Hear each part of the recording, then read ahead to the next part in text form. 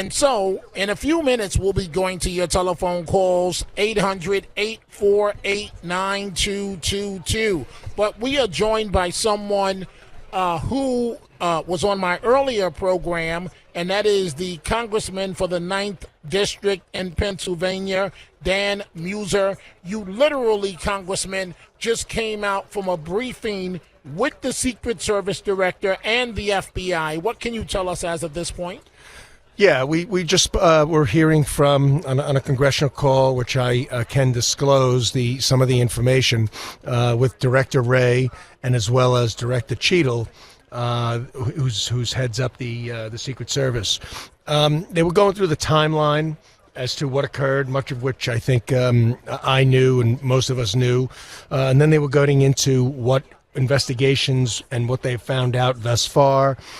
Cheadle mentioned that there was clearly a lapse in security and truly a failure to fully and properly protect the former president. So she admitted that. They have a zero fail mission, as you'd imagine, and that was not what their result was, as we well know. And they're looking forward to cooperating with Congress and being very transparent to the American people. In fact, that's I'm quoting. That's what she said. The attack was classified as an assassination. Joe Biden recently had trouble maybe stating that it was an assassination, but they've officially classified it as an attempted assassination. And Director Wray also went on to say of some of the what they were doing regarding searching the shooter's cell phones, his home, and performed over 200 interviews. They found explosives in his automobile, which they don't think were live, could explode, and the fact that he bought ammo just a couple of days after the president announced he was going to be at the rally. Quite a bit of ammo. So Congressman Meuser, it is confirmed that the suspect had explosives in the vehicle and in the home? I don't know about the home, but I do know in the automobile, right? And they also stated that they, at this point in time, have no evidence at all that there were others involved. There's no evidence indicating others were involved. So this was a lone individual who was sick mentally, based on what the Secret Service Director just told you and other members of Congress and the FBI Director. Right. Now, you joined me, and I was so thankful for it, for my earlier program. Before we get into day 3 is now over of the RNC. Tomorrow night, I should say later on tonight, belongs to Mr. Trump. You were at the actual rally when this happened. Yeah. Take me through that one more time, please, Congressman. Well, sure. Like I had mentioned, it really began as a typical rally. We did our pre-rally speeches, myself, Senate candidate Dave McCormick, Representative Mike Kelly. Wait a minute, Congressman. So before Mr. Trump spoke, right, you were actually on the same stage that he would later take? Yes. Mm-hmm. Yes, which means that if the sniper decided to fire early, you and every speaker could have been a potential target. Well, I guess so. You could certainly put it that way, and that is the case. And when the president came out, he was great. I mean, we saw him beforehand, spent a couple of minutes with him. He does pictures and all, and he was in great spirits. He jokes around. He's just a good person to be around. And then he comes out after about 7 minutes of speaking. And, it's interesting, Dominic.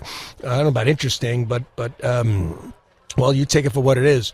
He gestured to Dave McCormick. Hey, we got Dave McCormick here. Dave's the best. Going to be a great U.S. Senator. Dave, why don't you come up on the stage? And then he stopped Dave. He said, you know what, let's have you up a little bit later. And no more than 60 seconds later is when the firing began.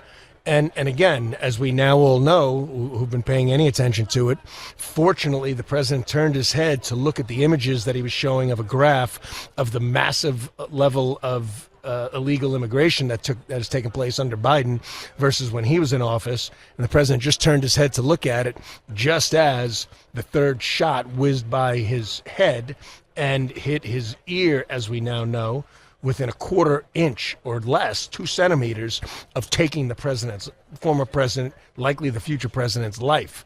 So that's how close all of this was. And as I mentioned, very tragically, we lost a wonderful Pennsylvanian by the name of Corey Companatori, who lives out in the western side of the state. His daughter and his wife was there, and Corey gave his life protecting, hovering over, shielding his daughter and his wife. And very, very sadly, he was hitting the head.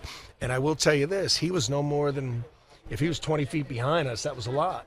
But he was raised. He was about 6 feet up in the bleachers. So, Congressman, does it surprise you that it has been announced Mr. Trump is going to go to the former firefighter's funeral? Doesn't surprise me at all. That's who the president is. He could probably go and raise $1 million somewhere or something else in that time That's frame. a good point. Yeah, but instead, President Trump knows what's important. The people are important. A gentleman who's attending his rally that lost his life to come there and support him, president's going to be there to support him.